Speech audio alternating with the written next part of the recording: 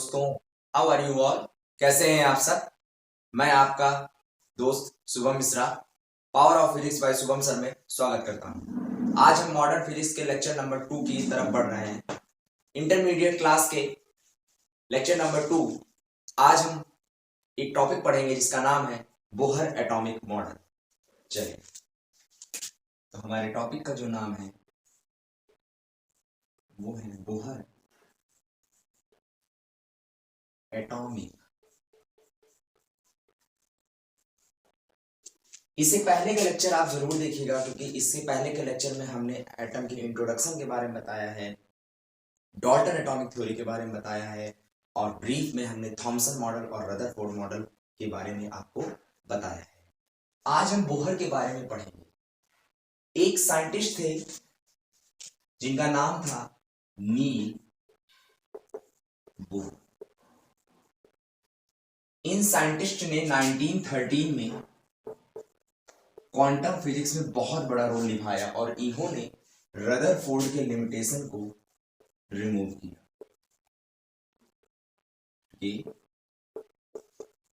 Limitation को इन्होंने remove किया। अब रदरफोर्ड का लिमिटेशन क्या था, ये मैंने आपको अपने प्रीवियस लेक्चर में बताया है, तो आप समझ सकते हैं कि बोहर ने जो क्या कहते हैं रदरफोर्ड के लिमिटेशन को जब रिमूव किया तो उन्होंने अपना एक मॉडल दिया जिसका नाम था बोहर एटॉमिक। इसका नाम था बोहर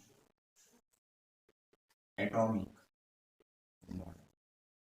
इस बोहर एटॉमिक मॉडल में उन्होंने जो अपना मॉडल दिया था वो कुछ एटम्स के बेसिस पर दिया था। वो एटम्स जो थे वो हाइड्रोजन लाइक एटम्स है, जैसे कि H+ एटम, हीलियम 2+, Li3+, इस टाइप के जो एटम्स थे, इन्हीं एटम्स में उन्होंने अपना मॉडल दिया था।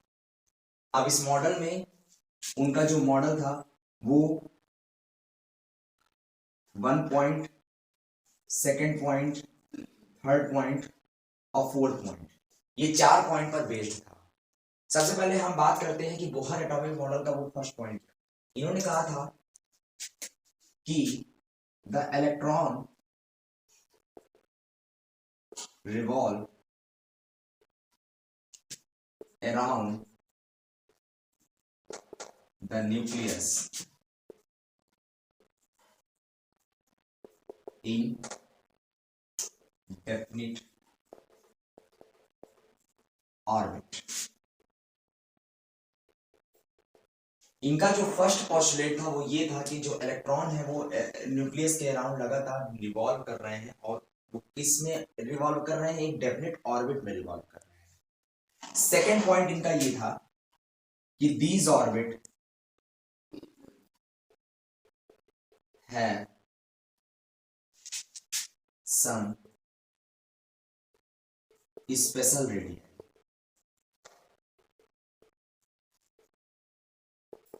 and does not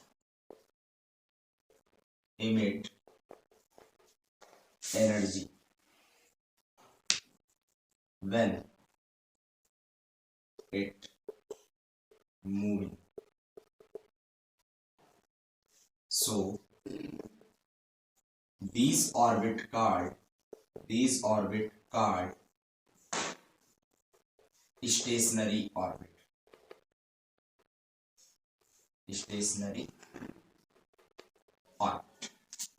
तीसरा पॉइंट इन्होंने ये कहा है कि when electron jumps from higher energy level to low energy level, it emits radiation, and when it go from lower energy level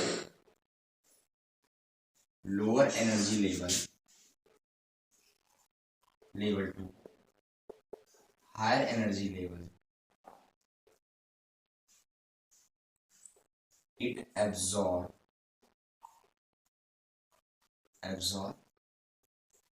radiation.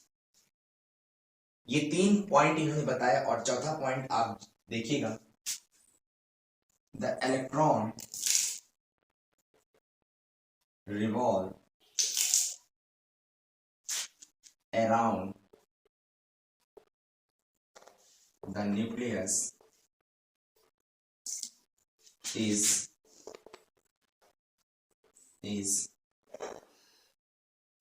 angular momentum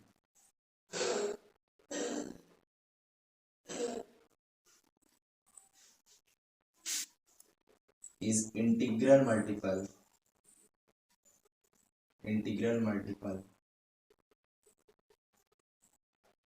of h upon 2 pi।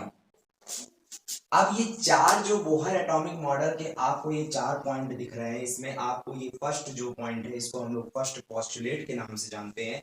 तो इस point को हम किसके नाम से जानते हैं? फर्स्ट पोस्टुलेट के नाम से। सेकंड पॉइंट जो है इसे हम सेकंड पोस्टुलेट के नाम से जानते हैं। थर्ड पॉइंट को हम थर्ड पोस्टुलेट के नाम से जानते हैं एंड फोर्थ पॉइंट को हम बोहर क्वांटाइजेशन के नाम से जानते हैं।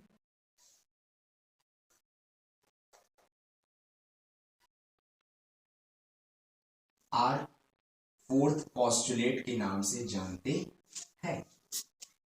यहां पर इन्होंने बोहर एटॉमिक मॉडल जो दिया वो किन किन एटम्स में दिया, जो कि हाइड्रोजन प्लस है या हीलियम 2 प्लस है या Li3 प्लस है, मतलब हाइड्रोजन लाइक एटम्स के बारे में इन्होंने अपना जो मॉडल दिया है बोहर एटॉमिक मॉडल के नाम से जाना जाता है। कब दिया? इन्होंने 1930 में दिया ये मॉडल। 1913 में ये मॉडल दिया था। सबसे पहले इन्होंने कहा था कि जो इलेक्ट्रॉन है वो न्यूक्लियस के अराउंड रिवॉल्व कर रहे हैं डेफिनेट ऑर्बिट में, मतलब एक डेफिनेट ऑर्बिट में न्यूक्लियस के अराउंड इलेक्ट्रॉन रिवॉल्व कर रहे हैं, घूम रहे हैं। ये इनका फर्स्ट पोस्टुलेट है। सेकंड पोस्टुलेट इन्होंने बताया कि ये जो ऑर्बिट है जिनकी एक कोई ना कोई अपनी स्पेशल रेडियस होगी या कोई ना कोई अपना एक स्पेशल रेडियस होगा न्यूक्लियस से, और इस समय जब इलेक्ट्रॉन कंटिन्यूअसली मूव करेंगे तो ना तो वो कोई एनर्जी इमिट करेंगे ना ही वो कोई एनर्जी बाहर से एब्जॉर्ब करेंगे, और ऐसे ऑर्बिट को हम कौन सा ऑर्बिट बोलेंगे? स्टेशनरी ऑर्बिट बोलेंगे। तीसरा पॉइंट इन्होंने बताया कि व्हेन इलेक्ट्रॉन, अगर इलेक्ट्रॉन हायर ऑर्बिट से या हायर एनर्जी लेवल से लो एनर्जी लेवल की तरफ इमिट करेगा तो वो रेडिएशन क्या करेगा? इमिट करेगा। कहने का मतलब अगर इलेक्ट्रॉन अपने हायर ऑर्बिट से लोअर ऑर्बिट की तरफ जाएगा तो वो एनर्जी इमिट करेगा, और अगर इलेक्ट्रॉन लोअर ऑर्बिट से हायर ऑर्बिट या लोअर एनर्जी लेवल से हायर एनर्जी लेवल में जाएगा तो वो क्या करेगा? वो अपनी एनर्जी एब्जॉर्ब करेगा। The electron revolve around the nucleus in its angular momentum is equal to the integral multiple of h upon 2 pi। तो ये चारों मॉडल, ये चारों जो मॉडल हैं, ये चारों जो पोस्टुलेट हैं, तो पोस्टुलेट आपको मैंने हिंदी में ट्रांसलेट करके बता दी है, लेकिन अब इसको हम फिगर वाइज समझेंगे कि आखिर बोहर अपने इस मॉडल में हमें समझाने के वाले थे। Let's get started. अब हम यहाँ पर फिगर के माध्यम से देखेंगे कि बोहर मॉडल जो था वो किस तरीके से चीजों को बताया है, किस तरीके से बताया है फिगर के माध्यम से। ये हमारा ये एटम है,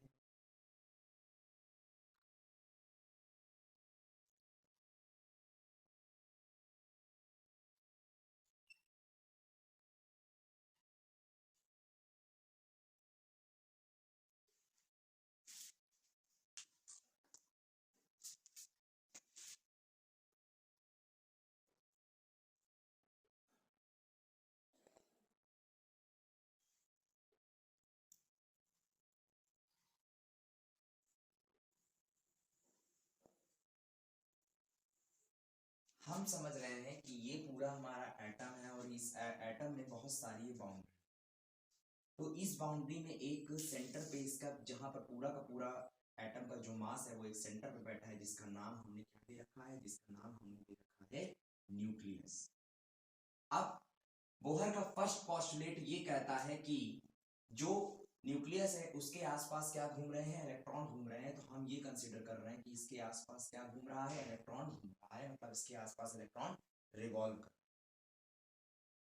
और जब ये इलेक्ट्रॉन रिवॉल्व कर रहा है तो इसी कंडीशन में उनका जो सेकंड पोस्टुलेट है वो ये कहता है कि ये जितने भी इलेक्ट्रॉन जो घूम रहे हैं, ये चाहे एक हो चाहे दो हो, जितने भी इलेक्ट्रॉन घूम रहे हैं, ये सारे इलेक्ट्रॉन अपनी एक एक रेडियस रखते हैं। तो हम अगर देखें कि इस पॉइंट पर, मतलब इस बाउंड्री में अगर हम न्यूक्लियस से इसकी रेडियस देखें तो मान के चलिए इस बाउंड्री पर इसकी रेडियस हम r2 मान लेते हैं, इस पॉइंट पर इसकी रेडियस हम r1 मान लेते हैं, और यहां से इसकी रेडियस हम r3 मान लेते हैं। मतलब कि अपने आप में जब इलेक्ट्रॉन लगातार न्यूक्लियस के अराउंड रिवॉल्व कर रहे हैं तो उनकी क्या एक अपनी एक स्पेशल रेडियाई, एक स्पेशल रेडियस। सेकंड पॉइंट हमारा ये है।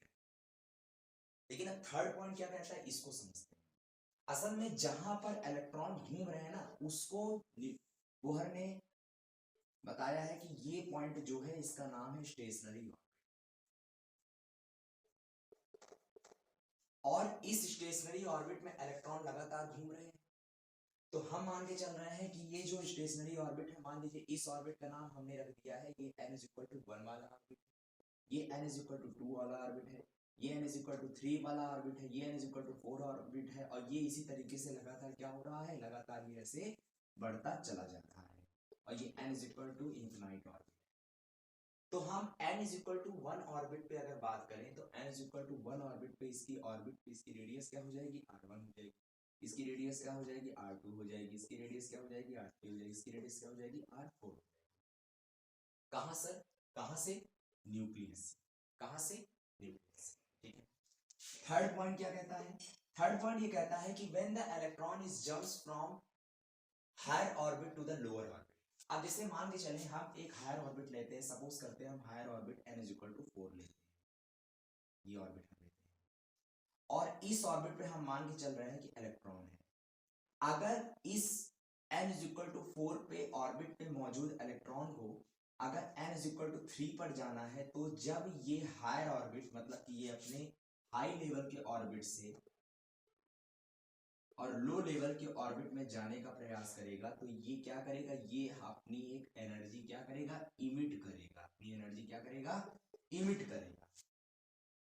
और अगर यही इलेक्ट्रॉन मान लीजिए अपने लोअर ऑर्बिट से है और लोअर ऑर्बिट से लेकर ये सीधे जाना चाहता है, मान लीजिए अपने हायर ऑर्बिट पे 4 पर जाना चाहता है, तो इस कंडीशन पे ये क्या करेगा, ये एनर्जी क्या करेगा, ये एनर्जी लेगा, मतलब कि एनर्जी एब्जॉर्ब करेगा। तो हम इसको अगर सिंपल में समझें तो अगर इलेक्ट्रॉन, मान लीजिए सपोज करिए, हम सपोज कर रहे हैं कि इलेक्ट्रॉन n2 से गया है n4 पर, मतलब कि सेकेंड ऑर्बिट से इलेक्ट्रॉन कहां गया है, फोर्थ ऑर्बिट में। तो सेकेंड ऑर्बिट कैसा है, लो ऑर्बिट है, लो ऑर्बिट है, और यहां पर मौजूद एनर्जी लो ऑर्बिट है, और यहां पर मौजूद एनर्जी का क्या नाम है, low energy level, low energy level है। और ये वाली एनर्जी कौन सी है, ये ऑर्बिट कौन सा है, हायर ऑर्बिट है। तो इसे हम कौन सी एनर्जी लेवल बोलेंगे, हायर एनर्जी लेवल बोलेंगे। तो यहां पर जब इलेक्ट्रॉन अपने सेकंड ऑर्बिट से फोर ऑर्बिट पे गया है, तो इस दौरान वो क्या करेगा, वो एनर्जी क्या करेगा, इमिट करेगा। लेकिन अगर मान लीजिए ये n4 = n2 होता, मतलब कि अपने हायर ऑर्बिट से लोअर ऑर्बिट की तरफ जाता, तब वो क्या करता है, एनर्जी एब्जॉर्ब करता। अब आप कहेंगे कि सर ये बताइए जितनी एनर्जी उसने इमिट किया, क्या इतनी एनर्जी उसने एब्जॉर्ब की है। आई एम डेफिनेटली श्योर, अगर ये इलेक्ट्रॉन जितनी एनर्जी एब्जॉर्ब करेगा उतनी एनर्जी ही इमिट करेगा, क्योंकि फिर law of conservation of energy disturb हो जाएगा ना। इस वजह से जितनी एनर्जी लेगा उतनी एनर्जी ये देगा। तो ये थर्ड पॉइंट आप फिगर के माध्यम से समझ सकते हैं। अब हम आपको फोर्थ पॉइंट बताते हैं जो कि मोस्ट इंपॉर्टेंट है। फोर्थ पॉइंट इन्होंने बताया कि जब कोई भी न्यूक्लियस से इलेक्ट्रॉन घूम रहा होगा, तो वो जो इलेक्ट्रॉन होगा वो इलेक्ट्रॉन अपने ऑर्बिट के इंटीग्रल मल्टीपल होगा, और वो सीधे उसके एंगुलर मोमेंटम के बराबर होगा। और किसी भी सर्कुलर पाथ पर जब कोई भी बॉडी घूमती है, तो उसका जो एंगुलर मोमेंटम का फॉर्मूला होता है वो mvr = mh/2π होता है। जहां पर रिजल्ट साफ साफ दिख रहा है कि ये जो एंगुलर मोमेंटम है, angular momentum of revolving electron is equal to the integral multiple of nh/2π। ये उन्होंने बताया है। उन्होंने ये बताया है कि जिस जिस ऑर्बिट पे इलेक्ट्रॉन घूमेंगे वहां पर कोई ना कोई एक एंगुलर मोमेंटम जरूर होगा रिवॉल्विंग इलेक्ट्रॉन। इस फोर्थ पॉस्टुलेट को हम बोहर क्वांटाइजेशन के नाम से जानते हैं। अगर आपसे कोई पूछे कि व्हाट इज बोहर क्वांटाइजेशन, तो आप उसका स्टेटमेंट यही लिखोगे कि the angular momentum of electron is equal to the integral multiple of NH/2। Okay students, तो आई होप आपको बोहर एटॉमिक मॉडल के बारे में समझ में आ गया होगा। अब हम ये जानकर आश्चर्यचकित हो सकते हैं कि ये इलेक्ट्रॉन है तो इसकी रेडियस कितनी निकलनी चाहिए, ये इलेक्ट्रॉन है तो इसकी एनर्जी कितनी होनी चाहिए, ये इलेक्ट्रॉन है तो इसकी वेलोसिटी कितनी होनी चाहिए, ये इलेक्ट्रॉन है तो इसकी फ्रीक्वेंसी कितनी होनी चाहिए, और यही इलेक्ट्रॉन है तो उसका एंगुलर मोमेंटम कितना होना चाहिए। इस बात को समझने के लिए मैं आपको एक जादू दिखाना चाहता हूं कि ये जो MBR is equal to NH/2 pi बताया है बोहर ने अपने फोर्थ पॉस्टुलेट में, क्या ये सही है? इस चीज को प्रूव करने के लिए हम डी ब्रॉगली की सहायता लेंगे। इवन कि डी ब्रॉगली ने ही बोहर एटॉमिक मॉडल पे बहुत अच्छा काम किया है, और उसके बाद उन्होंने प्रूव किया है कि हाँ, जो रिवॉल्विंग इलेक्ट्रॉन अपना एंगुलर मोमेंटम निश्चित करता है वो कहीं ना कहीं इंटीग्रल मल्टीपल ऑफ H/2 पाई के बराबर होता है। चलिए कैसे देखते हैं। हम जानते हैं कि जो डी ब्रॉगली है, इनका स्टेटमेंट ये कहता है, जो डी ब्रॉगली है इन्होंने कहा कि जब कोई भी पार्टिकल मूव करता है तो बिहेव करता है किसकी तरह? वेव की तरह। जहां पर उन्होंने एक रिलेशन निकाला था lambda is equal to H/P। P क्या है? हमारा लीनियर मोमेंटम।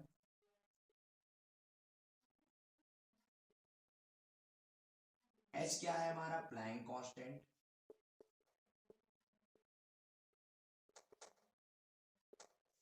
और लैम्डा क्या है? हमारा वेवलेंथ। इनकी इसी थ्योरी पर जो इलेक्ट्रॉन रिवॉल्व कर रहे थे, जो इलेक्ट्रॉन लगातार रिवॉल्व कर रहे थे न्यूक्लियस के अराउंड, इन्होंने कहा कि जो ये इलेक्ट्रॉन है अगर ये भी एक पार्टिकल है और पार्टिकल की तरह ये रिवॉल्व कर रहा है, तो ये अपने सर्कुलर पाथ में एक क्या डिनोट करेगा? एक वेव बनाए। मतलब इस सर्कुलर पाथ में लगातार ये इलेक्ट्रॉन घूम तो रहा है, लेकिन घूमने के कारण क्या बनाएगा? वेव बनाएगा। और इन्होंने बताया कि ये इलेक्ट्रॉन अगर वेव की तरह बिहेव करेगा, तो वेव की तरह बिहेव करने पे इसका जो सरकमफ्रेंस होगा वो इसके इंटीग्रल मल्टीपल ऑफ वेवलेंथ के बराबर होगा, एन लैम्डा के बराबर होगा। ओके स्टूडेंट्स, तो आप देख सकते हैं कि 2πr is equal to N lambda के यहाँ पर बराबर है। तो अगर हम बात करें कि यहाँ पर एक इक्वेशन दी है, इस इक्वेशन को हम मान लेते हैं फर्स्ट और इस इक्वेशन को मान लेते हैं सेकेंड, तो 2πr is equal to N, lambda की जगह आप रख दीजिए लैम्डा अपॉन पी, और हम जानते हैं पी बराबर क्या होता है? mv। तो यहाँ पर 2πr is equal to N lambda upon mv, और इसका जो मेन रिलेशन निकल के आ रहा है वो आ रहा है MVr is equal to NH/2 that is the power of physics. आप देख सकते हैं कि यहाँ पर MVr is equal to NH/2 जो निकल के आ रहा है, ये सेम टू सेम वही पॉस्टुलेट है जो फोर्थ पॉस्टुलेट में, जिसकी बारे में कौन बताया था? बोहर ने जिसके बारे में बताया था, वही सेम पॉस्टुलेट यहाँ। तो ये बात यहीं से साफ हो सकती है, डी ब्रॉगली ने अपने एक एप्लीकेशन से इसको ये प्रूव कर दिया कि MVr is equal to NH/2 के बराबर है। तो यहाँ पर बोहर एटॉमिक मॉडल पूरी तरीके से कारगर साबित हुआ, और 10 साल के बाद आप यकीन नहीं करेंगे 1922 में से इसी एक रिजल्ट से बोहर को नोबेल प्राइज से सम्मानित किया गया। अब आपसे मैंने वादा किया था इस वीडियो में कि मैं आपको बोहर एटॉमिक मॉडल के ही थ्रू वेलोसिटी ऑफ इलेक्ट्रॉन निकाल के दिखाऊंगा, रेडियस ऑफ इलेक्ट्रॉन निकाल के दिखाऊंगा, और आपको फ्रीक्वेंसी ऑफ इलेक्ट्रॉन निकाल के दिखाऊंगा, एनर्जी भी आपको निकाल के दिखाऊंगा। तो आइए सबसे पहले हम बात करते हैं कि what is the angular momentum of electron.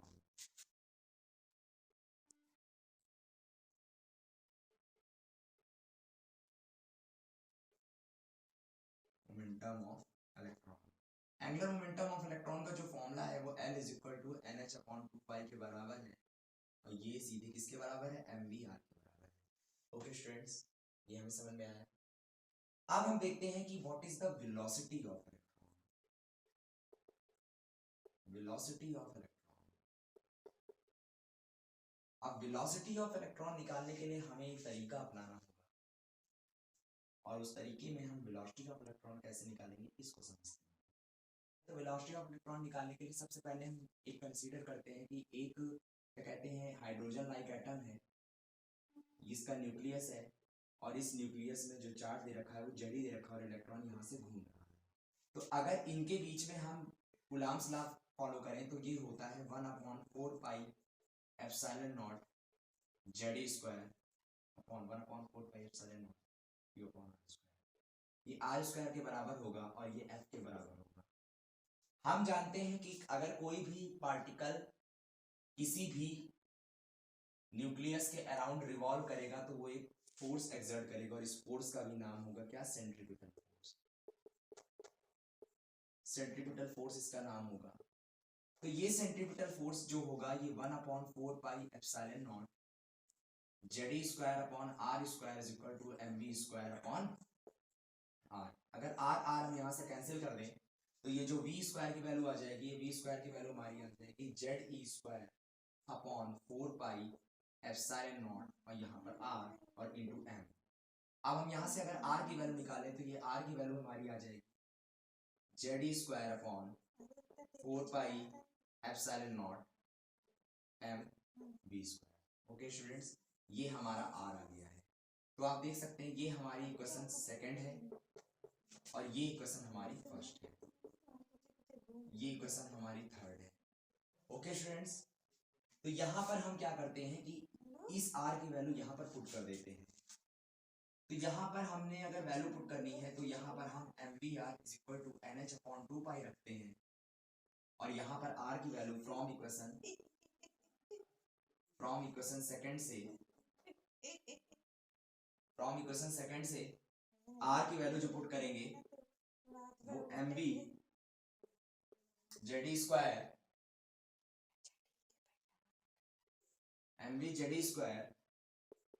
4 pi epsilon not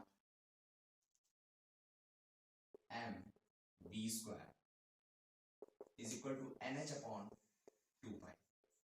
यहां पर आप देख सकते हैं कि हमने r की वैल्यू पुट कर दी है, और r की वैल्यू जो हमने पुट की है इस जगह पे पुट की है, r की वैल्यू mv सेम था but Z square upon 4 pi epsilon naught mv square हमने पुट किया है और is equal to NH upon 2 pi put किया है। तो यहां से अगर हम पाई और पाई को कैंसिल कर दें और यहाँ पर 2 को हम 2 से ही कैंसिल कर दें और m को m से कैंसिल कर दें और b को एक b से कैंसिल कर दें, तो यहाँ पर अगर हम b को शिफ्ट करें तो ओवरऑल अगर हम b को शिफ्ट करें तो ये सीधे फॉर्मूला जो हमारा आ रहा है वो Z square upon 2 epsilon not n h निकल के आ रहा है।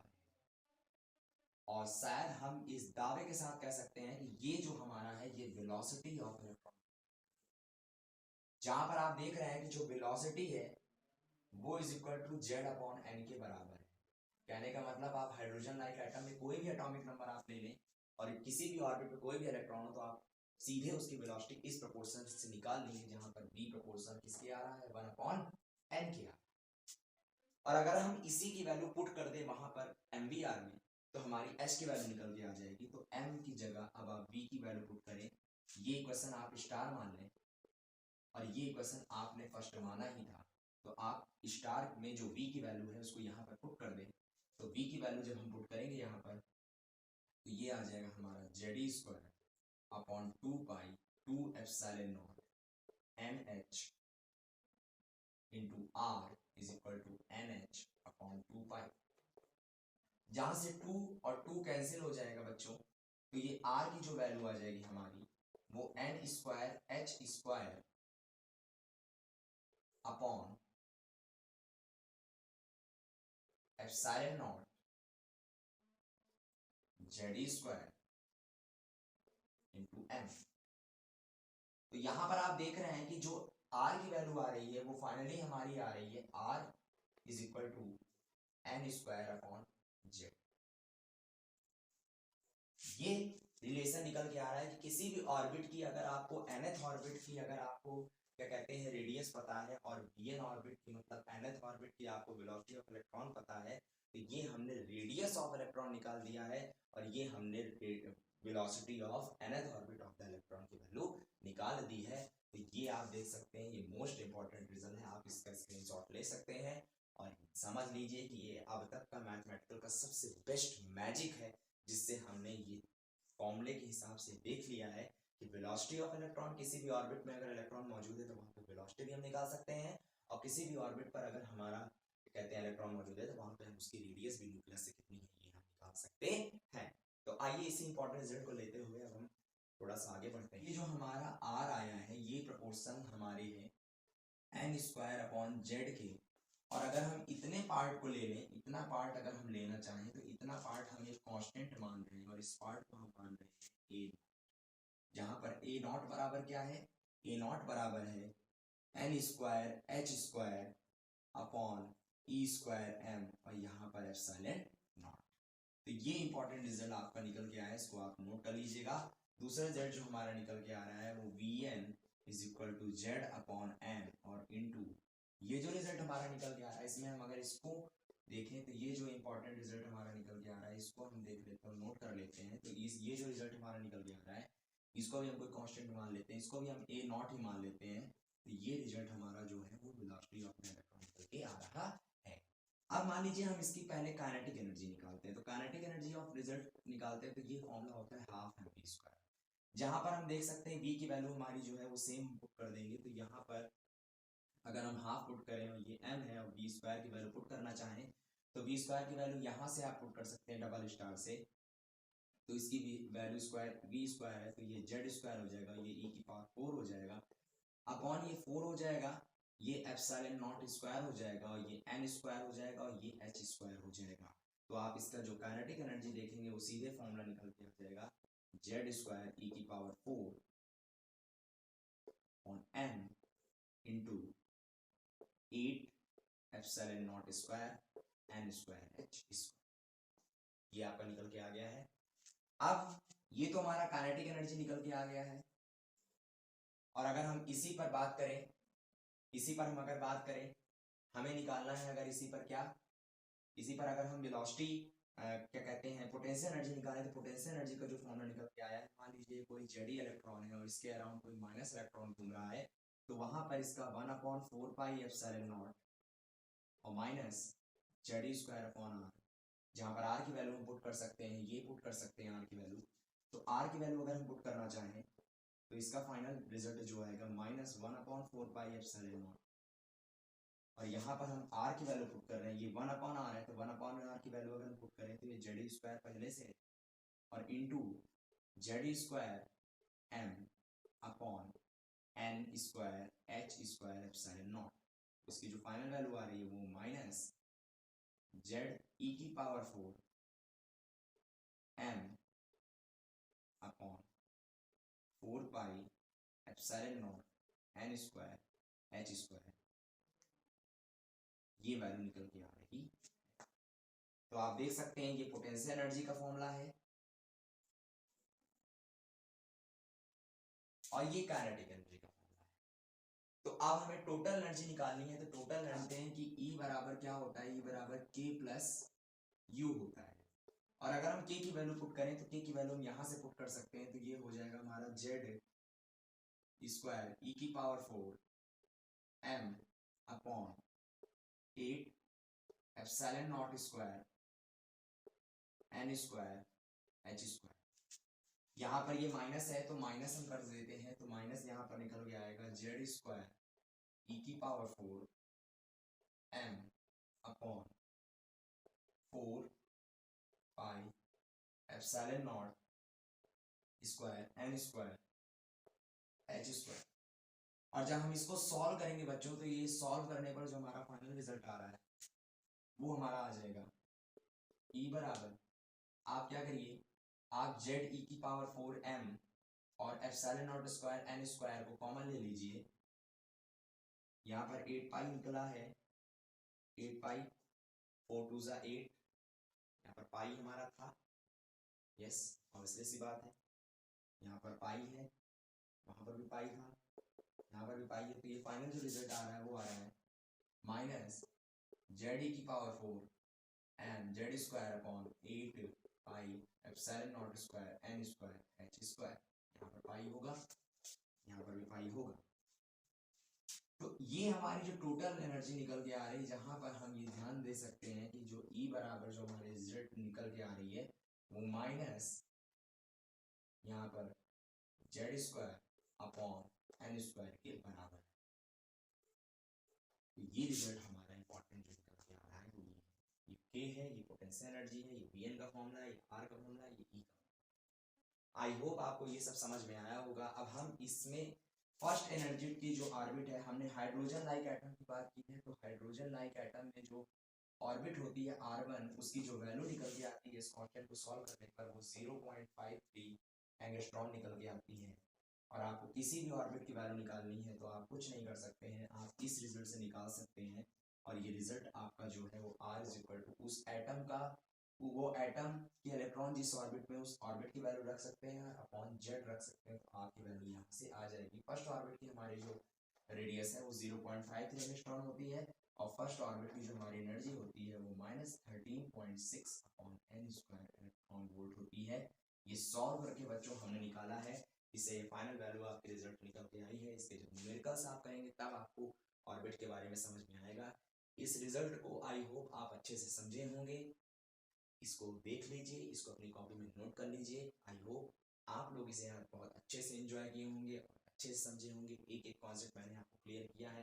तो यहीं से बोहर एटॉमिक मॉडल का पूरा कॉन्सेप्ट मैथमेटिकल फॉर्म में क्लियर किया जाता है आपको।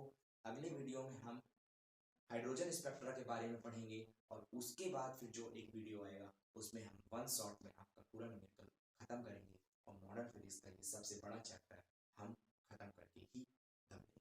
Thank you so much.